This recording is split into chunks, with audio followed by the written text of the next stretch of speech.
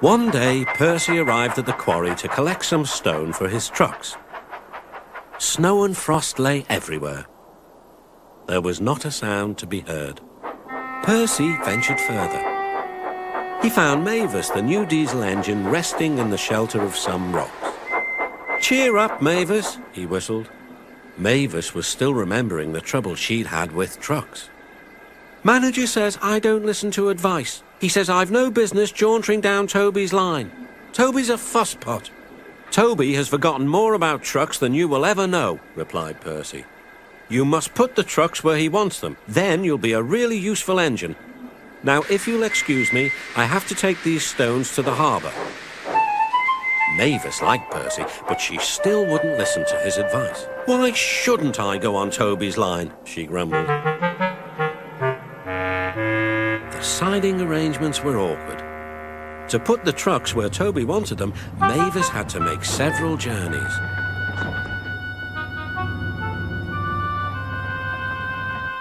She started making a plan. "If we use the teeniest bit of Toby's line," she said to her driver, "we would save all this bother." Her driver, suspecting nothing, allowed them to go as far as the first level crossing. A few days later, the weather changed. As the snow melted, the quarry grew busy again. Some trains were so long that before leaving the trucks for Toby, Mavis had to go beyond the level crossing with them. Now for her plan. She would go further down the line without it seeming her fault. "Can you keep a secret?" she asked the trucks. "Yes, yes, yes," they chattered. "Will you bump me at the level crossing and tell no one I asked you?" The trucks promised. But whilst Mavis was away, Toby arrived. He decided to shunt the trucks himself. The trucks decided to bump him anyway. They reached the level crossing and Toby's brakes came on.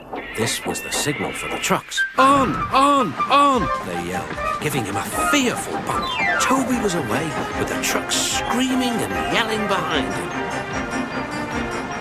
No one realized that melted snow had turned a stream ahead into a torrent, and the bridge above it was about to collapse.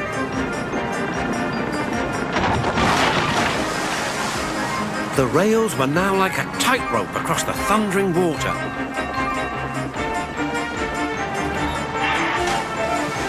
"Stop! Stop!"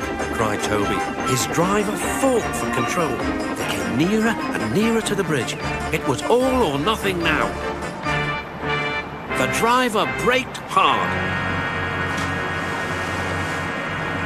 Toby stopped, still on the rails but with his wheels treading the tightrope over the abyss.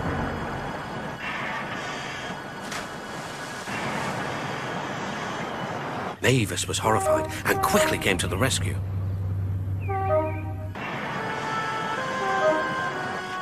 Workmen anchored Toby with ropes while she pulled the trucks away. Then she helped Toby to safety.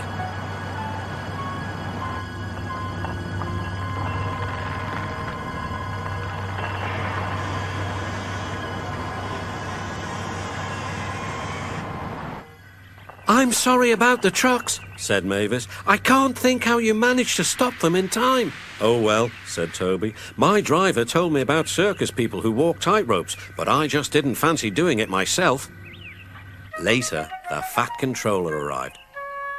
"A very smart piece of work," he said. "Mavis, you did well too, I hear." "It was my fault about those trucks, sir," she faltered. "But if I could..." "Could what?" smiled the Fat Controller. "Come down the line sometimes, sir.